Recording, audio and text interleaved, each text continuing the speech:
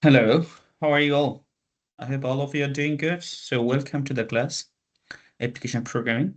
Before starting the class, I'm going to give you some instructions, what would be the total procedure of the whole course.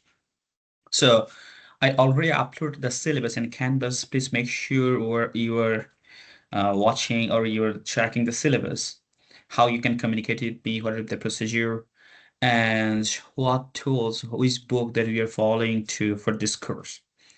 So we are following a book, but it's not required to buy this book. I already uploaded the soft copy of this book in the Canvas. You can follow that. And for communications, just if you need any help, anything, I have my TA already in Canvas, or if you need my help, you just write an email. But make sure you are writing the subject code. You are writing the course code in the subject and your name also. Okay. So for the as this is application programming, we have to do a lot of practical. So for the practical work, lab work, we're going to use the Google Colab. I will show you how to use the Google Colab. What is the platform is. It's a very easy platform. You don't require any high configured computer for your work. Okay. All right. So let's start. And one more thing, sorry. Uh, Many times you'll see there is a class activity or quizzes in the Canvas, but you'll not find the instructions in the Canvas. If you want to get the instruction for your class activities or quizzes, please make sure you're watching the videos because most of the instructions about your everything, assignments, class activities, and quizzes, everything I discuss in the videos. Okay, please don't miss the videos. If you miss the videos, you're gonna miss many things. So before writing any email to me, make sure you're watching the video. Okay, let's share the screen.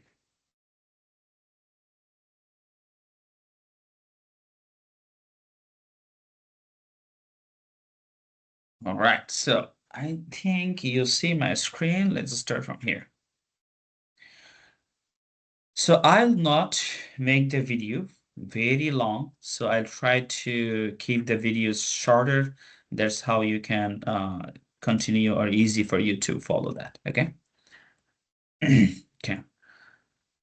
Introduction to Python's control statement, program development, and functions. In this class today, we are going to discuss what is the Python is, control statement, and program development and functions. For our course application programming, I decided to work with a Python. This is very powerful programming language because for most of the application, most of the work, Python is very popular. That's why we decided to work with Python. And today we are going to learn what is the Python is and control statement, program development, and functions. Okay, so let's just start with what is the Python. As I said, Python is a programming language like others, but the difference is it's a very high level language. It's like you are talking to someone. Means you don't have to write a lot of things in Python as we used to write in other languages, lower level languages like C, C++. It's like you're talking to people, let's say. So it's like for if we see some application of Pythons like machine learning, artificial intelligence, deep learning, all others, most of the things depends on Python. It has very enriched library. It has a lot of packages that can make easy for you to just call this package and work on it. So that's why this is a very important part. This is an important language for our work. Okay. I'm going to start. What is the variables? What is the variables mostly? Variables means when we are trying to store any data, we need some things to store the data. That is called variables. Variables, for example, I have two names, or two student names. One is Kareem, another is Jamid. So I gave them $500, someone's Kareem, and Jahid, $1,000. Okay. But for temporary, not for permanent or something. Means temporary, I'm giving them some value. When I call Kareem, hey, give me my money back. He just gave me the $500, what I gave to him. It's the same thing, variables. But it was a name or anything, just for temporary storing the data on it. when we create a variables, it's take a location from the memory. For example, you see here, course name. Course is makes sense. It could be a name of a course. That is the course name is the variable. And the genuine value inside this course name variable is CSC 3 to 7 or whatever. Or you can say for your application 8 to 7, whatever. Means any names, anything. And here you see credits. This is another variables. Equal 3. Means it's 3 credit course. I'm storing the 3 inside this credit. And here see is summer term equal true or is formed fall term is equal true, false. I mean, these 3 here, the white color, these are called the variables. Those store the data that I provide here. If I go for a lab work to show you more clearly, I think this is gonna help you to understand better, okay? Let's share the screen here, okay?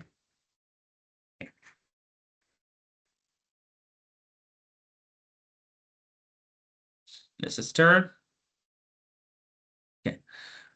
What do you have to do? You have to write Google Colab. How can you do the lab? Google Colab. Okay. Then come here. Just create any notebook. For example, like create a notebook here. It's very easy to follow. You don't have to need any high configured computer. For example, this is lab 1. You can rename it. Okay. By default, it is storing in your Google Drive. So what is the variable? Let us say the variable, for example, I have x equal 5. Here, x, this is the variables, and 5 is the variable. Y equal, for example, my name. Here you see, I just run it. How to run it? You just click here. Click here, it's gonna run automatically. For the first time, it takes some time, but how can we see the value? Just here, type. You see, y is Murad. That's I put here. Okay. So I think you understand what is the variable is, okay? Let's move on. We'll do some basic arithmetic operation today. What are the basic arithmetic operations? We used to do additions, subtractions, multiplications, true division, floor divisions, exponential. But in algebra, we used to use for divisions the division symbol. But here you have to use a forward slash. Here you see, here we are using a forward slash. Here, floor divisions. Floor divisions means, for example, you divided 5 forward floor division by 2. So if you want to get the floor, means that we are getting the floor functions, not the ceiling. Floor means the lowest integer value. Okay. So how can we use the exponential? For that, you have to use 5 star 2. You have to use 2 times a star and 2, 3, 4, whatever exponential you want, then you'll get the output for that. Okay. So now move on. What is the control statement and program deployment? What is the control statement? Before you go here, here to say user taking user input. What is the user input? When you use the calculator, what do? You just, for example, you went to the Walmart to buy the shop. After shopping, you came back to home and you are calculating how much you expenditure on total Walmart shopping today. What do? You get the calculator and put the input on that. Then based on that, you finally get the output. So that is called the user input. Means I am the user, I am using the calculator, I am providing the input. So similarly, how in the backend, how we can take the user input. For that, here you see, I have a variable username. To take the user input, I have to call a function called input. When Python will see there is a function named input, by default, it will take this for you. It will take the input from you. Here, this is enter your name. That is very means optional things. If you want, you can put these things, or you can leave the parenthesis blank. When you print the output, for example, you give your name or course name, whatever. When you'll print that, and you'll see the output for that. All the time, all the time when we get the user input, that's come in a string. By default, it is a string. For example, you gave 1. Let's see the example, then it will be easy for you. For example, I have a variable x again, or something else, number input, another variable number 1, input, here's it. I have 2 variables, okay? I'm running and asking for input 2. One I gave 3, another I gave 5. So I'm doing multiplications. I'm doing addition now. Number plus number 1. I'm supposed to get 8, right?